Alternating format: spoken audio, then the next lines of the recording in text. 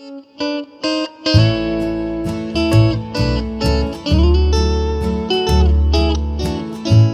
can remember when we'd ship cattle up in the Mayday was the region that my family's farm was, and they would, of course, the semis didn't haul many cattle in those days. They were a single, no double deckers, no pots. But I remember riding in the semi truck down to Kansas City with my uncle. We were passengers with the trucker, and we'd stay in a hotel right down at the stockyards. And my family used John Clay Commission Company, and Russ Ward was the commissioner that they dealt with. I do remember his name. And we would go down into the pens, and they'd drive the cattle, big overhead runways where the cattle would move, and the commission company would make the sale. You'd go into the John Clay's office and settle up and go home. But that was quite an experience. I do have a couple other real interesting cattle buying experiences. My parents went to Marfa, Texas one year to the Bright Ranch and purchased 1,500 head of steers. And I think that shipment was the last shipment by rail that came into Maple Hill, Kansas.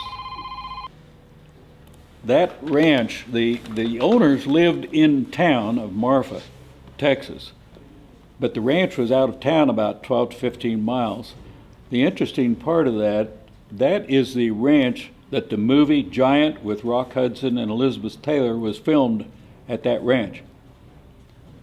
And my folks went down there when they purchased those cattle.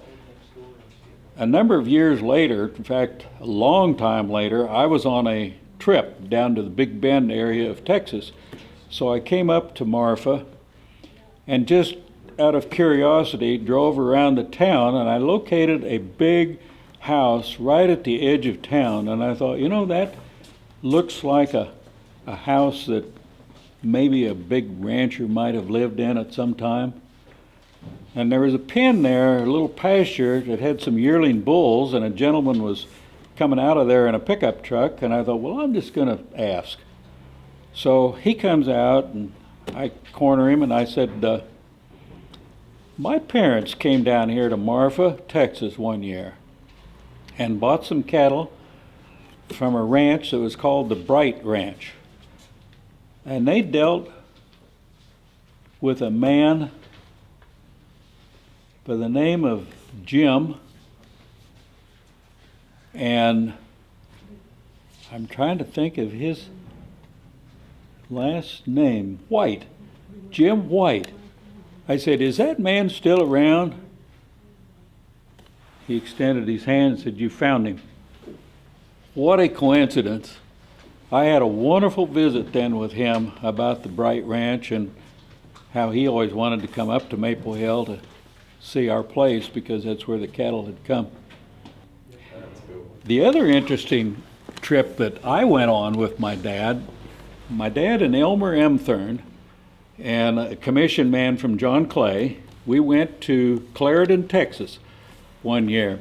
I think it would have been probably back in about 1966. No, would have been before that. It would have been probably in about 1959. And there again, my dad bought, 1,200, 1,400 head of steers. Elmer M. Thurn bought a set of heifers down there, but those cattle were shipped up by truck. But the Lewis Ranch at Clarendon, Texas, and we went into that ranch to look at these cattle, and honestly, we spent the entire day driving around pastures, and we saw less cattle than you could have seen in Wabunsee County in 20 minutes because of the brush down there. But the ranch was spread out with pastures of the size of, the largest pasture we was in was 75,000 acres in one pasture. We were in a 50,000 acre pasture, a 25,000 acre pasture, and a 35,000 acre pasture, a huge empire. And we could see very few cattle, but I guess they saw enough that my dad decided to buy some. Well,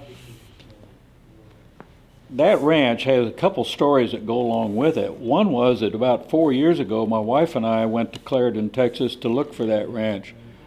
And it was operated by the Lewis family when my father purchased these cattle. It was the R.O. ranch, R.O. And didn't exist anymore.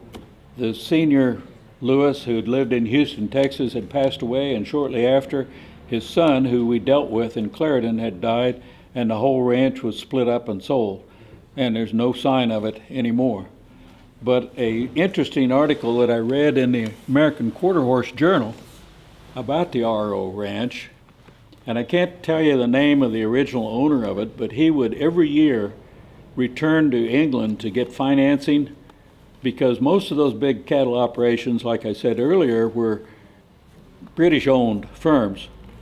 So he'd go back there to get money for the next year. His last trip that he went on to go back to get money, his return sailing was on the Titanic, and he went down. The other ranch that we connected with one year was the Cross L Ranch, where the Prairie Land and Cattle headquartered at Folsom, New Mexico. And my wife and I, we've traveled extensively, and we try to take in things of interest. And so we arrived at a little town between Clayton, New Mexico, and I'm trying to think what the other town over north of Santa Fe, Springer. There's a little town in between, which is a one-building town. Well, I stopped in there, and just out of curiosity, I asked a lady there, I said, is there the Cross L Ranch, does it still exist? And this lady came out from the back room, says, oh yes, I grew up just next door to it. It's still there today. And so the next day, we stayed in Clayton, New Mexico that night, and we drove out there the next morning. And it was about 40 miles of sand road to get to there, but it was so interesting. I've never seen so many antelope in my life. And you drive along, and then all of a sudden you get to I think it's called the Dry Cimarron River. And it just goes down to the river valley bottom. And that ranch headquarters, we came onto it, and it's still there today. And the gate has a Cross L brand over the gate. And the main house, was very similar to the appearance of our house at Maple Hill, which told me that Mr. Todd probably built that house, because that's where Mr. Todd had lived. When we encountered someone there, again, the same type of situation. There was a man coming out of a pasture where a bunch of bulls were, and I stopped him on the road and introduced myself. And his grandfather was the person that operated that ranch when Mr. Todd owned it. And it's 52,000 acres. And it's still there today, but it's grown up to like 75,000. And at that time, this has been several years ago, was owned by a big feed operator in Texas. But his family was going into the 5th generation of the same family that operated that ranch when Mr. Todd owned it. Because see, at the same time he owned our ranch at Maple Hill, he owned the Cross L, 56,000 acres down there, plus what he owned up here.